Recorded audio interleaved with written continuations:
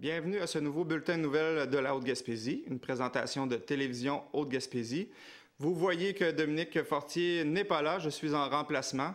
Alors, mon nom est Frédéric Deroy et j'essaierai d'être à la hauteur. Je ne suis que commentateur d'habitude. Alors, aujourd'hui, divers sujets. On va commencer avec un déversement de 2000 litres de carburant chez Véro Navigation. Donc, on avait un navire en réparation, le Académique Lof, qui était là en cale sèche. Et lorsqu'on l'a sorti de l'eau, on n'avait pas vu une fissure et on a eu un déversement de tout près de 300 litres qui est resté en cale sèche. On était intervenu rapidement et quelques jours plus tard, second déversement, celui-là plus important. Dans le fond, une valve a été oubliée lors des rénovations par un membre de l'équipage du bateau.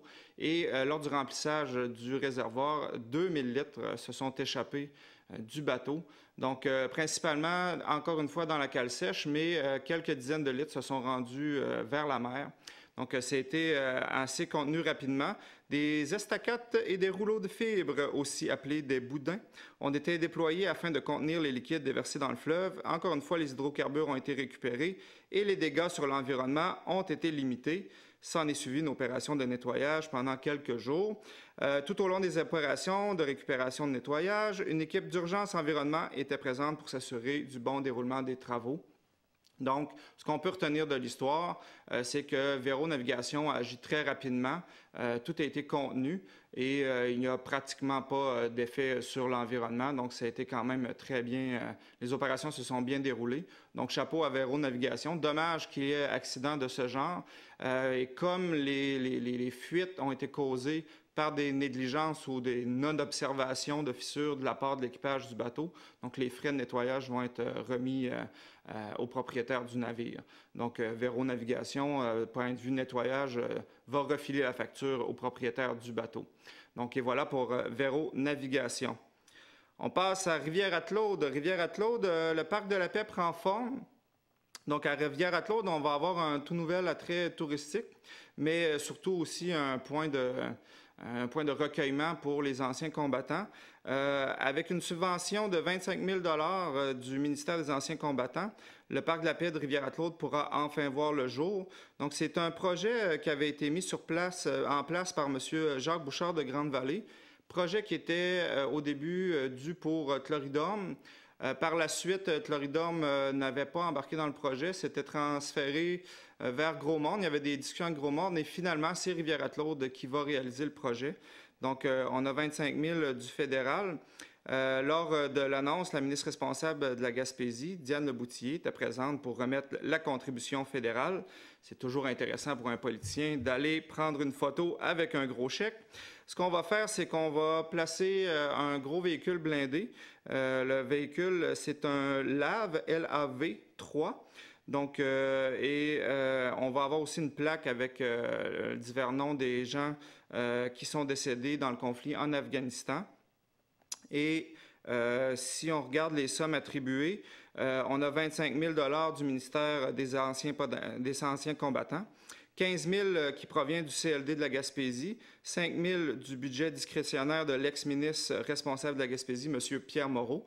Donc, on aurait réussi à avoir 2 000 avant qu'il perde ses élections. Et on a aussi un 4 000 qui provient des parcs éoliens Mont-Rotéry. 2 000 et 4 000 qui proviennent de la municipalité de Rivière-Attelaude. Donc, comme on voit, c'est quand même un gros projet que le CLD ait impliqué 15 000 de fonds. On voit le potentiel touristique de la chose. Rivière-Attelaude, ben, ça fait un attrait qui est pour le village. Donc, le village qui est toujours en recherche là, de se démarquer, d'avoir aussi un point d'intérêt, ce qui sera fait. Véhicule qui est assez imposant, c'est un gros véhicule d'armée. Vous pourrez aller voir dans l'article de M. Dominique Fortier. Et on avait quelques bons mots là, de M. Le préfet, que je retrouve à l'instant, ça ne sera pas bien long. Donc, M. Alan Cormier, qui remerciait tous ceux qui œuvrent à la mise en place du projet, qui fera la fierté de Rivière-Attelaude, la Haute-Gaspésie. Et il dit, à titre de fils d'un ancien combattant, j'ai toujours eu en très haute estime nos Canadiens et Canadiennes qui ont servi et qui servent toujours de manière volontaire la défense de nos droits et valeurs canadiennes. Ces commémorations sont essentielles pour assurer que nos défenseurs de la liberté ne soient pas oubliés et qu'ils ne se sont pas sacrifiés en vain. Pour un soldat, la pire défaite est l'oubli. Ne permettons jamais d'oublier. Donc, sur ces bons mots de M. Alan Cormier, nous allons passer à une nouvelle un peu triste. La doyenne de la Haute-Gaspésie s'éteint à l'âge de 103 ans. Madame Hilda Lemieux s'est éteinte le 9 octobre dernier à l'âge vénérable, et c'est ça, de 103 ans et 6 mois. Donc, c'était une dame, une ancienne originaire de Capcha, qui a été institutrice et mère de 5 enfants. Donc, maintenant, elle habitait le Vita Nobilis à Sainte-Anne-des-Monts. Et on la décrivait comme un petit rayon de soleil, donc une dame très positive, très joyeuse, qui parlait beaucoup avec les gens à la résidence et fait à remarquer ce qui était très intéressant. Donc, comme ancienne enseignante, elle accompagnait aussi les résidents à retrouver leur diction après la maladie. Donc, même à l'âge vénérable d'être dans la centaine, elle s'occupait encore des autres et c'était vraiment une personne agréable à côtoyer. Donc, et aussi, lors de son anniversaire, les politiciens du coin s'étaient déplacés, et dont M. Alan Cormier, Simon Deschênes, mais Gaétan Lelièvre, alors député, lui avait remis une médaille de l'Assemblée nationale. Donc, toutes nos condoléances à la famille. Et nous venons de perdre une dame âgée de 103 ans qui aura vu beaucoup de choses passer lors de sa vie. Donc, 103 ans, c'est quand même assez intéressant. Elle a vu le développement de tout ce qui est de la télé, l'Internet, mais aussi, imaginez de voir ses enfants avoir des enfants et les enfants de ses enfants avoir des enfants. Donc, c'est une vie bien remplie. Et on peut remarquer sur la photo un merveilleux sourire. Donc, toutes nos sympathies à la famille de Mme Hilda Lemieux. Continuons avec, Orbit, la saga Orbit.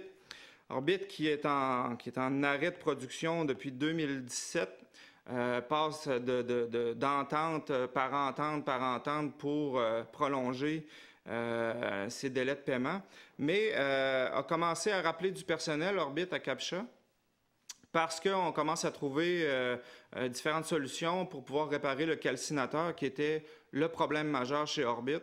Donc, on n'était pas capable de produire de façon commerciale l'alumine de haute pureté. Et là, avec le fournisseur de ce calcinateur-là, on est en pourparlers et il semble avoir des solutions de trouver. Donc, on rappelle des gens pour recommencer à repartir l'usine, à préparer aussi la préparation là, du nouveau calcinateur, de rebrancher tout ça. Des tests seront faits d'ici peu. On est confiant qu'en début 2019, on soit capable de commencer la production. Une lueur d'espoir pour Orbit et surtout pour les employés, mais aussi tous ceux qui ont investi dans Orbit. Beaucoup de discussions, disons, entre les investisseurs et les gens de la place nous donnent toujours un peu le doute que cette entreprise-là va fonctionner. On voit avec les démarches quand même le sérieux de l'entreprise, de vouloir faire fonctionner la chose. Le problème n'étant pas de trouver des clients, parce que le produit qu'ils vont faire va trouver acheteur facilement. C'est juste le produire en quantité suffisante et c'est le calcinateur qui est le problème depuis le début. Et si on ne peut pas produire, on ne peut pas vendre, on ne peut pas rentrer d'argent. Donc, voilà, les difficultés financières sont là. Bon espoir là, pour que Capcha retrouve une usine qui fonctionne. Et on se le souhaite parce que dans le monde, Orbit est la seule compagnie qui a réussi à développer un principe pour créer de l'alumine de haute pureté de façon écologique. Donc, on n'a pratiquement pas de pollution à la fin du processus, contrairement aux autres usines dans le monde qui produisent des boues rouges extrêmement toxiques et polluantes. Orbit a trouvé la façon de faire pour que ce soit le plus propre possible. Donc, on se le souhaite parce qu'on fabrique des trucs de haute technologie avec l'alumine, dont les écrans de téléphones intelligents, de tablettes. Donc, c'est quelque chose qu'on a de besoin, entre guillemets, parce qu'on consomme beaucoup de haute technologie. Et tant qu'à avoir des appareils de haute technologie produits avec des matières premières polluantes, bien, aussi bien en avoir qui sont le plus écologiques possible. Donc, Captcha a cet atout-là. Alors, on souhaite qu'Orbit va se sortir la tête de l'eau et enfin trouver la solution pour son calcinateur. Alors, après toutes ces nouvelles, passons au vif du sujet. Le comté de Gaspé, on était sur le bout de nos chaises depuis plusieurs jours parce que dans le comté de Gaspé, il y avait eu semblant d'irrégularité. Certains parlaient même de fraude ou de magouille électorale. Une certaine boîte a allumé le feu, la boîte 61, qui avait, lors de la soirée des élections, donné 194 voix sur 194 au libéral M. Boulay. Et ça avait déjà un peu été louche. Ceux qui nous ont suivis sur Bleu FM, quand on donnait les résultats pour Gaspé, M. Boulay était constamment en perte de vitesse, était rendu avec une différence de seulement 19 voix avec Mme Perry-Melançon. Et tout d'un coup, presque 200 voix sont apparues au compteur pour M. Boulay. Donc, ça avait un peu été étrange dans la soirée et avait fini avec 132 voix de différence. Donc, cette boîte-là avait permis pratiquement à M. Boulay de l'emporter. Et rapidement, on en est venu au PQ à vouloir demander un recomptage, ce qui a été fait. Et on a eu le résultat hier soir. Aujourd'hui, nous sommes jeudi, donc mercredi soir à 23h20. Je suivais la chose et sur Twitter, et sur Facebook, et sur les médias traditionnels parce que qui allait l'annoncer en premier? Alors, c'était un décompte assez long. Et c'est finalement Mme Perry-Melançon qui l'a emporté avec une quarantaine de voix de plus que M. Boulay. Ce qui est très important ici au niveau du Québec, c'est que, il y avait un recomptage aussi aux îles de la Madeleine et le PQ a gardé les îles de la Madeleine, mais c'est que on allait rechercher un siège de plus, donc on tombait à égalité avec Québec solidaire en nombre de sièges, donc 10 sièges pour Québec solidaire et 10 pour le PQ. Mais comme le PQ au niveau du Québec a eu un plus haut pourcentage de voix que Québec solidaire, ce sera le PQ qui sera la deuxième opposition officielle. Donc pour le Parti québécois, c'était très important de pouvoir gagner Gaspé. Pour au moins avoir une dizaine de députés, donc de passer de 9 à 10 psychologiquement, c'est très intéressant, on tombe dans la dizaine, mais c'est aussi d'être la deuxième opposition officielle.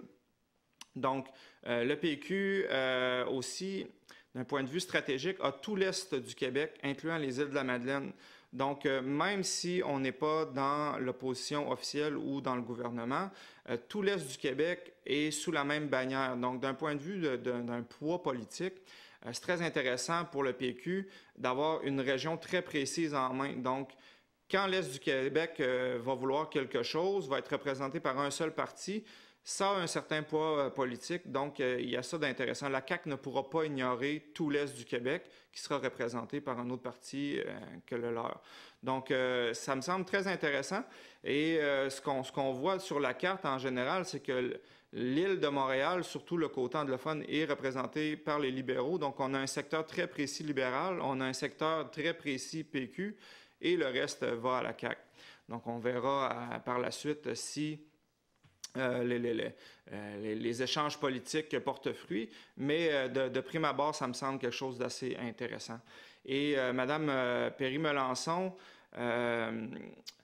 vient s'ajouter à Mégane Fournier, qui est plus en ville pour le PQ. Donc, deux jeunes femmes. Le Parti québécois, ce qui est intéressant, on regarde, est en train de se rebâtir, mais aussi à l'aide de femmes dans la trentaine, quarantaine.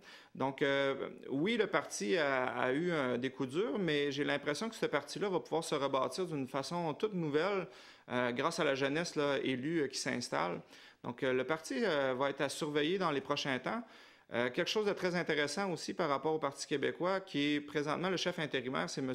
Pascal Bérubé, qui est député à Matane ici, qui a déjà été député aussi pour la Haute-Gaspésie, avant que la carte électorale se fasse redécouper.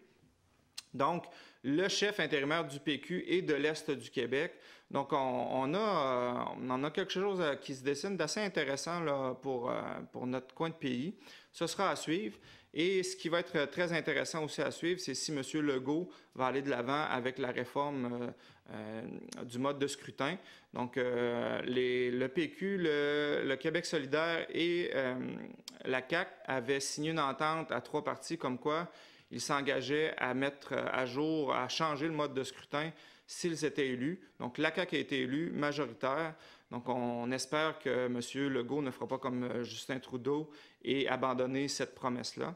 Donc, ce sera à suivre. Et avec le mode proportionnel mixte, la CAQ aurait été aussi majoritaire. Donc, ce qui fait que probablement que M. Legault ne sera pas trop frileux à changer le mode de scrutin parce que il aurait quand même gagné avec ce mode-là. Donc, des fois, on gagne les élections avec le mode présentement, uninominal à un tour, exercice de diction, et on peut, avec une trentaine de pourcents, des fois, avoir la majorité. Donc, on est plus frileux par la suite à changer le mode parce qu'il nous a fait gagner, mais comme la CAQ aurait gagné, même avec le nouveau système, j'ai l'impression qu'ils vont aller de l'avant.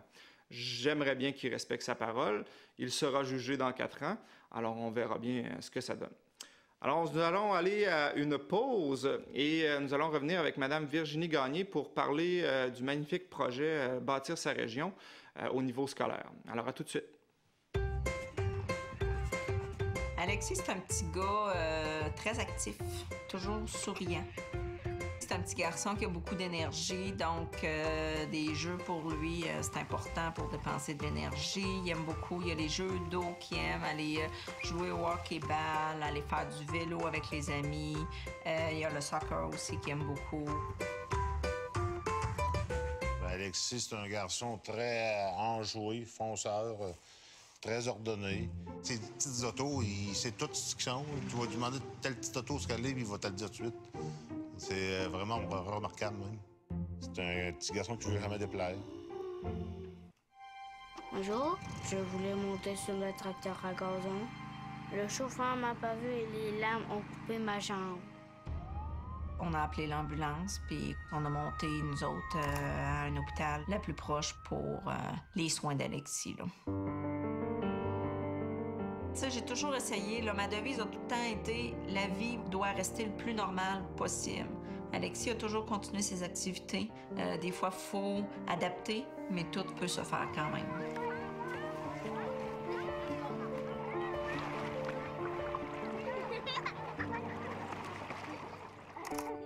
L'Association des amputés de guerre, c'est rien que du bien. Je pense que pour avoir eu ça, je sais pas si on serait rendu à ce point-là. Puis c'est le ressources humaines que tu vas chercher. Tu vois du monde comme Alexis, puis à d'autres stades. Puis ça fait du bien de les voir persister de même, puis qu'ils se débrouillent très bien dans la vie, là. Un accident comme celui d'Alexis, ça n'arrive pas juste aux autres. Un petit moment d'inattention et c'est fait. J'ai un message pour tous les enfants.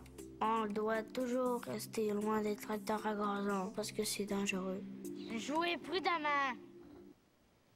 Alors, de retour avec Virginie Gagné du Carrefour Jeunesse Emploi de la Haute-Gaspésie. Et on va parler du grand défi Bâtir ma région. Donc, Virginie, j'aimerais ça que tu nous parles un peu de c'est quoi Bâtir ma région. Bien, le grand défi Bâtir ma région, c'est un projet qui se déroule partout en Gaspésie, même aux îles de la Madeleine aussi. C'est un concours de projets entrepreneuriaux qui s'adresse à tous les jeunes qui sont inscrits à l'école. Donc, voilà. Les projets entrepreneuriaux, dans le fond, c'est qu'on incite les jeunes à être attentifs à les besoins qu'ils ont dans leur communauté, dans leurs écoles, à développer des idées. Et puis, c'est ça, c'est un concours là, qui a plusieurs étapes que je pourrais t'expliquer. Oui. À moins que je me trompe, l'année dernière, la Haute-Gaspésie revenait dans le réseau de ce concours-là parce qu'avant, la Haute-Gaspésie n'était pas représentée. Non. En fait, depuis 2014 que nous, en Haute-Gaspésie, on n'avait pas le financement pour avoir une ressource en entrepreneuriat scolaire. Donc, l'année passée, on a eu ce financement-là. On a eu droit à ce financement-là. Donc, on a décidé de s'affilier avec tous les autres là, agents de la Gaspésie puis de développer le grand défi Bâtir ma région. OK. Et bon, on va parler de ce financement-là. Dans le fond, il avait été perdu à quelle époque? Il avait été, en fait, c'est un financement qu'on n'a jamais eu. Là. Okay. Ça part d'une longue histoire là, avec le secrétariat à la jeunesse, tout ça. Mais à un moment là, dans l'histoire, il avait fallu concéder là, entre les territoires le financement.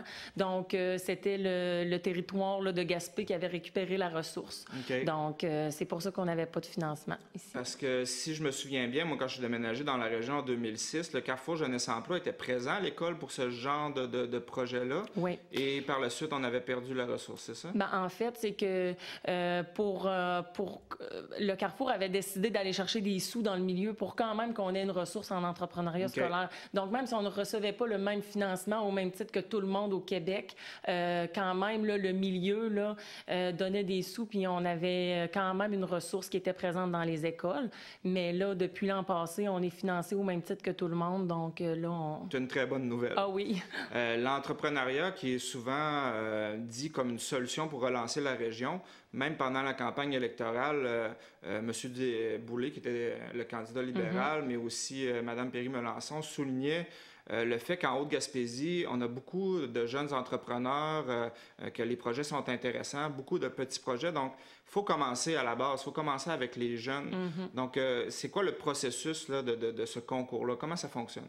Donc, le projet est toujours lancé en novembre. Les inscriptions ont lieu à ce moment-là. On donne jusqu'au mois de janvier pour s'inscrire. Les jeunes peuvent développer toutes sortes de projets, que ce soit seuls ou en équipe. Ils peuvent développer des projets très entrepreneuriaux comme la vente d'un produit, la fabrication et la vente d'un produit ou l'offre d'un service, mais ça peut aussi prendre une forme un peu plus d'économie sociale, comme par exemple offrir un service, répondre à un besoin de façon bénévole. Ça peut être aussi d'organiser un événement. Donc, ils développent leur idée de projet comme ça, que ce soit seul ou en équipe. Ils doivent se trouver un adulte qui va être un peu le supporteur de leur projet, accompagner leur projet. Donc, ça peut être un prof, ça peut être un intervenant, mais ça peut aussi être un parent, là. Voilà. Donc, ça doit être un adulte. Ensuite de ça, la grande étape qui est bien intéressante dans le grand défi Bâtir ma région, c'est l'étape de la caravane qui se déroule au mois de février. Tous les jeunes qui ont soumis des projets au concours doivent présenter leur projet un peu comme dans l'émission Dans l'œil du dragon. Okay. Donc, ils présentent ça à des coachs. L'année passée, j'avais des entrepreneurs, j'avais des gens qui étaient au CLD, à la SADC. Donc, les jeunes présentent leur projet, ils le vendent en quelque sorte, puis là, ils se voient attribuer une bourse de démarrage. C'est des sous qui leur est donné. Donc, ils ont minimalement 100 $, puis ils peuvent aller chercher jusqu'à 200 $. Donc, ces sous-là peuvent leur permettre justement de démarrer leur projet, d'acheter du matériel, de tout ça. Donc, ça, c'est une étape qui est assez intéressante. Est-ce que tout le monde passe cette étape-là avec différents montants ou il y a déjà un peu une sélection de fait au niveau de la caravane? Tout le monde qui passe devant la caravane va au moins avoir 100 $. Okay. Donc, c'est sûr que c'est ça. De la façon que les jeunes exposent leurs besoins, ils peuvent aller chercher plus, là, ils peuvent aller chercher jusqu'à 200 $. Est-ce qu'on voit un peu de la nervosité quand ils présentent leur projet? Ça doit être une étape assez stressante. Vraiment. C'est une étape qui est vraiment très enrichissante parce que, oui, les jeunes ont besoin de vendre leur projet, tout ça. On les voit très nerveux, mais en même temps, moi, ça m'a marqué de voir à quel point les jeunes étaient fiers d'eux après être passés après cette étape-là. Là. C'est la fierté, tout ça. C'est une étape qui est vraiment formatrice pour les jeunes. Excellent. Et ensuite, la caravane, là, ils repartent avec leur montant pour mettre du tangible dans leur projet. Oui. Un coup ça fait, qu'est-ce qui se passe? L'autre grosse étape, dans le fond, c'est le Salon des jeunes bâtisseurs qui a lieu en mai. Okay. L'an passé, on a organisé le salon, c'était au gymnase de l'école Gabriel-Lecourtois. On invite toute la population à venir visiter les jeunes qui font un kiosque pour présenter qu'est-ce qu'ils ont fait dans leur projet. Donc, on invite les gens à voter avec des petits coupons de vote pour leur projet coup de cœur. Les jeunes, c'est ça, doivent présenter leur projet à la population, mais aussi devant un jury. encore là, qui est constitué d'entrepreneurs, de gens, là, d'organismes socio-économiques. Donc, à cette étape-là, sont vraiment évalués là, avec une grille d'évaluation. Et ensuite de ça, on s'en va au gala et on remet des prix aux jeunes qui se sont démarqués. Suite au vote des juges et il y a un coup de cœur du public, j'imagine? Oui. Donc, on a comme 3 catégories. Cette année, c'est la nouveauté. On accepte le primaire. Donc, on va avoir le côté primaire, le côté secondaire et la formation des adultes et professionnels. Donc, on a 3 grands prix là, dans chacune des catégories. Donc, c'est quand même assez intéressant aussi à ce niveau-là. C'est une très belle façon de préparer l'entrepreneuriat pour la région. Et ça met en contact aussi les jeunes avec les besoins de la région. C'est vraiment intéressant. Est-ce que tu pourrais nous parler de l'année dernière, les gagnants de l'année dernière? L'année passée, on a vraiment des jeunes qui se sont démarqués. Au niveau secondaire, la jeune qui a gagné, Maude Patterson, avait fait des T-shirts. La Gaspésie n'est pas à vendre. C'est elle qui a gagné le Grand Prix Coup de maître. C'est elle aussi qui a gagné le coup de cœur du public. Donc, les jurys et le public ont remarqué la même chose chez cette jeune-là qui s'était vraiment démarquée au niveau de son esprit entrepreneurial, au niveau de son sens de l'initiative et tout ça. Donc, c'est la jeune qui a gagné au niveau secondaire. Elle a même eu droit à une couverture là, de Radio-Canada, tout ça, parce qu'il la trouvait vraiment intéressante. Au niveau de l'éducation des adultes, c'est la même chose. C'est Stéphanie Brisebois puis Megan Doll qui ont gagné le Grand Prix et qui ont gagné aussi le coup de cœur du public. Donc, eux, oui, eux, ils ont fait un café étudiant là, au centre Champagnat. Okay. Donc, ils offraient des bons cafés, espresso, tout ça. Puis, ils offraient des collations à petit prix. Donc, ça a été quand même les grands gagnants. Là. Est-ce qu'on sait si ces 2 entreprises-là continuent de vivre ou c'est pour le kick de faire un concours et après, ça s'arrête? Bien, je sais que le café, oui, il va continuer. Il y a eu des beaux investissements qui ont été faits là. Fait que je sais que ça va continuer cette année. Et puis, les T-shirts, je sais que la jeune avait d'autres projets là, en vue, mais j'imagine qu'il lui reste des T-shirts. Puis, je sais que dans l'été, c'était prévu qu'elle en vendait là, dans son village. Là. Ouais, c'est excellent. C'est une très bonne idée. Donc, avec le primaire, est-ce qu'il y a des particularités pour le primaire, la nouveauté cette année? Est-ce que les règles sont les mêmes? Les règles vont être les mêmes. Donc, c'est sûr qu'on s'attend à un petit peu plus de projets de classe parce qu'on sait qu'au primaire, souvent, c'est un enseignant qui décide de faire un projet entrepreneurial avec sa classe. Mais dans le fond, tout peut être, comme au niveau secondaire, peut prendre différentes formes. Avec ce que vous avez vu l'année dernière, est-ce que c'est assez varié comme projet? C'est très varié. On a vu, je trouve que l'année passée, on a vu beaucoup de jeunes qui ont décidé de prendre la voie plus de l'économie sociale en offrant du bénévolat. Donc, ça, on l'a vu beaucoup. On a vu aussi des jeunes, c'est ça, qui ont décidé de vendre des produits là, comme les T-shirts ou des boules d'énergie. Donc, ça a été quand même assez diversifié. Là. Excellent. Donc, en terminant, j'aimerais que tu nous parles un peu du Carrefour Jeunesse Emploi en général. En 2014, il y avait eu quand même des coupes là, de la part du gouvernement. Comment vous êtes reviré de bord avec le recul? Comment le Carrefour va? Bien, très bien. En fait, les coupures, finalement, c'est assez positif. Là, on continue d'offrir des services d'aide à la recherche d'emploi, des services d'information scolaire. Rien de ça a changé. On n'a pas besoin de refuser personne. On accueille tout le monde là, en bas de 35 ans qui veut avoir nos services. Ce qui est intéressant depuis l'an passé, c'est qu'en plus de l'entrepreneuriat scolaire, on a aussi des services de persévérance scolaire. Donc, on a une ressource qui est à temps plein, qui peut accompagner les jeunes là, qui sont en voie de décrochage scolaire ou qui organisent aussi différentes activités de parascolaire. Puis, on a aussi un projet d'autonomie qui est venu dans le même créneau, là, Carrefour Jeunesse. Donc, une ressource qui est vraiment là pour les jeunes adultes, là, pour créer des projets pour favoriser l'autonomie personnelle et professionnelle des jeunes. Donc, bref, on a comme beaucoup de services qui sont encore disponibles là, pour les jeunes. Merveilleux, parce que d'aider les jeunes qui sont des fois un peu plus en difficulté dans la région, c'est important et ça aide aussi à garder notre jeunesse active et les mettre sur le marché du travail. En pénurie de main-d'œuvre, c'est toujours quelque chose de bien. Ouais. Donc, le temps file. Mon nom est Frédéric Doroy. J'étais accompagné de Virginie Gagné. Alors, je vous souhaite une bonne semaine et à la semaine prochaine.